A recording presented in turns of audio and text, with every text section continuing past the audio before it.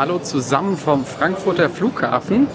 Ich nehme euch jetzt mit auf meine Reise nach Thailand und möchte euch mal so das Gefühl vermitteln, wie das ist, ins Ausland auf eine Modellsportveranstaltung zu fliegen, was da so los ist, was einem da so begegnet. Mal gucken, was noch so alles Lustiges passiert und wen wir dort zu sehen. Ich glaube, ihr wisst alle von den paar Videos, die es gibt, dass Thailand insbesondere ein sehr fröhliches Land ist, ein sehr interessantes Land, wo sehr viele Leute sehr gerne hinreisen. Und also ich werde dort sein, um Videos zu drehen, um die ganzen Flüge zu filmen, wie ihr das auch schon von Global 3D kennt. Und möchte euch hier mit dieser kurzen Videoreihe, ich weiß nicht, wie viele Videos es werden, einfach mal zeigen, was so auf der Reise los ist, wie ich da ankomme, der Ersteindruck von Bangkok und das Event so ein bisschen von hinter den Kulissen, weil sowas habe ich persönlich noch nicht gesehen. Finde ich immer spannend, solche Videos, von dem her bleibt dran. Ich habe mich dann direkt auf den Weg zum Gate gemacht und mein Flug ist mit Condor gewesen. Mit Condor bin ich persönlich zum ersten Mal geflogen und hatte einen Direktflug von Frankfurt nach Bangkok Suvarnabhumi. Der Flieger war innen drin recht geräumig und modern und ich fand auch, dass man für die Langstrecke genug Beinfreiheit hatte. Zum Glück habe ich einen Sitzplatz am Fenster bekommen, den habe ich mir im Voraus nämlich nicht gebucht und ein bisschen Lotterie gespielt. Und das ist so ein bisschen wie bei der Toilette, man will ungern derjenige in der Mitte sein. Und ja, dann sind wir hier über die Startbahn West, die nach Süden ausgerichtet ist, das müsste der Kurs 1.8 sein, in den kalten deutschen Nachthimmel abgehoben. Und hier ist auch wieder ganz toll, die Kondensationen am Flügel zu sehen. Ich habe dann erstmal zu Abend gegessen und versucht, die Augen zuzumachen und den nächsten Take hier am Golf von den Bengalen gestartet. Das ist westlich von Myanmar.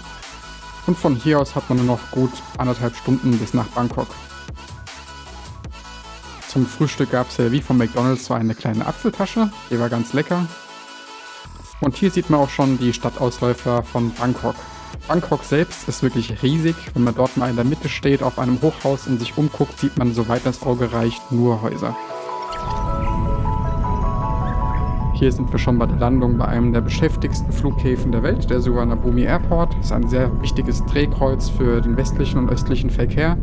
Bei den guten Wetterverhältnissen in Thailand hatten wir auch eine sehr gelungene Landung. Das machen die Piloten auf der Langstrecke tipptopp.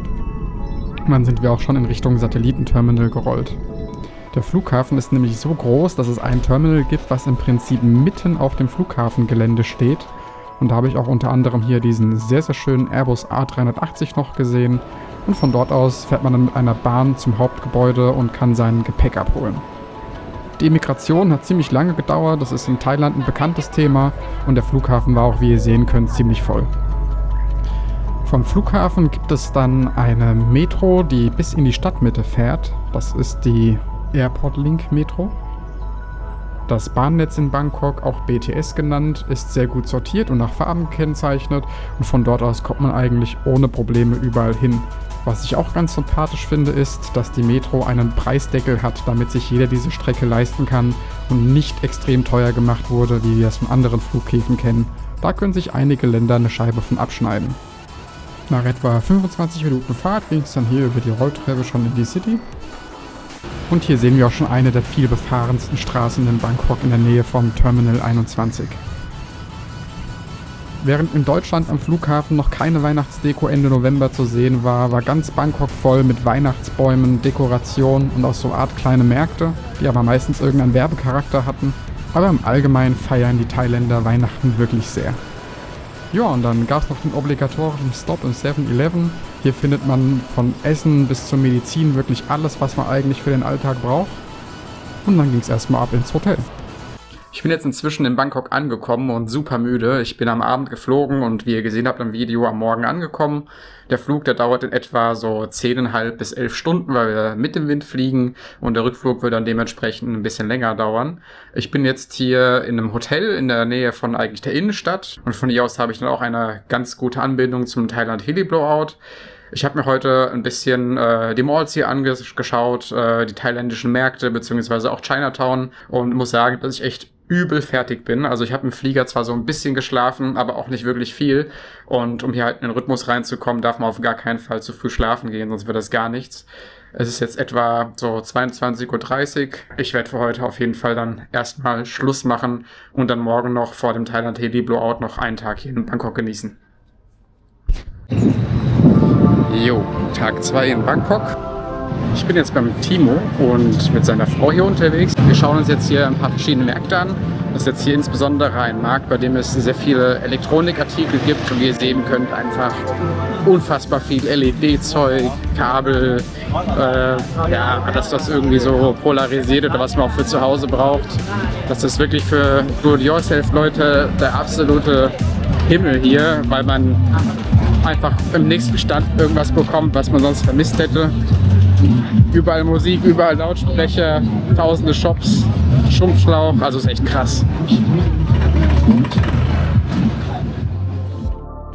Und ich sage euch, die Märkte hören nicht auf. Ich denke, man bekommt in Bangkok wirklich alles, was man braucht.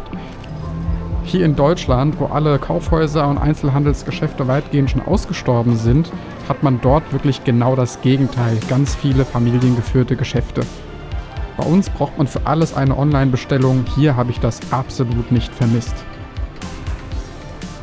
Am Abend wollten wir dann noch woanders hingehen und haben uns dann den Spaß erlaubt, einen Tuk-Tuk zu benutzen. Das habe ich bei meiner letzten Thailand-Reise ausgelassen und das sollte man auf jeden Fall einmal gemacht haben. Die Atmosphäre abends damit durch die Straßen zu blasen, ist auf jeden Fall einzigartig.